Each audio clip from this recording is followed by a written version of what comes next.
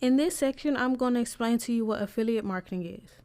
Now, affiliate marketing is action-based or performance-based marketing. Companies pay affiliates commissions based on referrals. This means you can easily earn money by simply referring traffic to their company. It's kind of like you become a freelance digital marketer. Referrals are tracked through unique URLs, also called links, that are assigned to you as an affiliate. When someone clicks on your link and then makes a purchase, you earn a commission. Affiliate marketing is one of the best online business for beginners and experts alike. It's easy to get started. The affiliate marketing model allows beginners to get started with little to no investment, and yet provides the opportunity to scale well into the 6 or even 7-figure per year range. Some of the other benefits of affiliate marketing are: you do not have to create a product yourself, set up a shopping cart, or process payments. You do not have to worry about customer service, product fulfillment, or processing any potential refunds.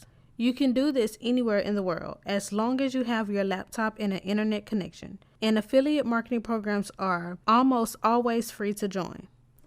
After you decide that affiliate marketing is a smart way to go, you have to find products to promote. The good news is there is no shortage of product and services with affiliate program.